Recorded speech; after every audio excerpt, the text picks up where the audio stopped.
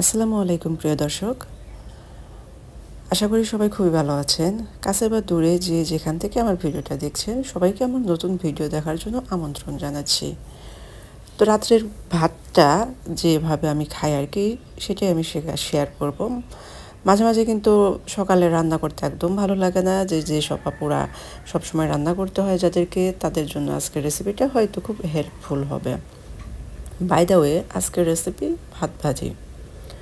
তো এখানে যখন আপনার সকালবেলা রান্না করতে ইচ্ছে করে না, আপনারা খুবই চটজলদি এই খাবারটা বানিয়ে ব্রেকফাস্টটা সেরে নিতে পারেন।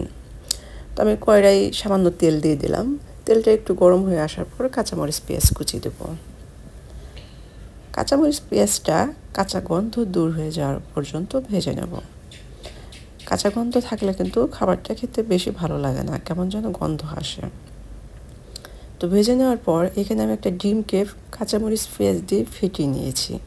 আগের কাঁচামরিচ পেঁয়াজটা কিন্তু আমি ভেজে নিয়েছি, আর এটা কাঁচামরিচ পেঁয়াজ দিয়ে ফেটে নিলাম এবং পরে দিলাম। এর জন্য যে এটার কাঁচা গন্ধ দূর হবে ঠিকই, কিন্তু একটা কাঁচা কাঁচা ভাব থাকবে।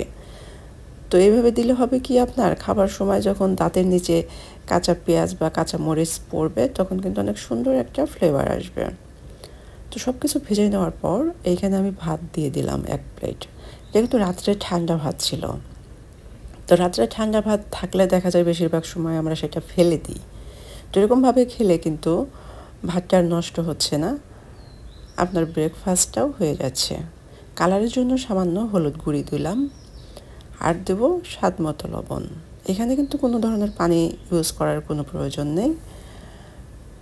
আপনার ঢাকনা দেওয়ার পর ভাপে যে পানিটা আসবে সেটাতে সুন্দরভাবে হলুদের কালারটা একদম ছড়িয়ে পড়বে।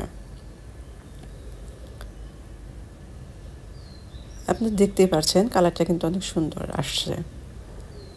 তো আমি কিন্তু কোনো ধরনের পানি ইউজ করিনি এখানে। আমার কিন্তু ভাত ভাজি হয়ে গেছে। তো এটা আপনারা ভর্তা দিয়ে খেতে পারেন বা ডিম ভাজি দিয়ে খেতে পারেন। তো এটা দিয়ে আমি ডিম ভাজি দিয়ে খেতেই বেশি ভালো লাগে। আর একটা জিনিস, যে শুকনা মরিচ আর পেঁয়াজ যে ভর্তা আমরা করি, সেই ভর্তা দিয়ে খেতেও কিন্তু খুবই ভালো লাগে। এই ভর্তাটা আমার খুবই ফেভারিট একটা ভর্তা। তো আমি রেসিপি দেবো ইনশাল্লাহ, যারা জানেন না তারা দেখে নেবেন। তো ডিমে কিন্তু একটু তেলটা বেশি লাগে, তেলটা বেশি না দিলে কিন্তু ডিম ফুলতে চায় না। তো এটি আমার খাবার প্লেট ছিল। আমি ভাত ভাজি নিয়েছি, শসা নিয়েছি, মরিচ ভর্তা, ডিম ভাজি, সাথে নিয়েছি শিং মাছ ভুনা। তা আলহামদুলিল্লাহ খাবারটা কিন্তু আমার খেতে ভীষণ ভালো লেগেছিল। আশা করি আপনাদেরও খুবই ভালো লাগবে। তো ভালো থাকবেন সবাই। আল্লাহ হাফেজ।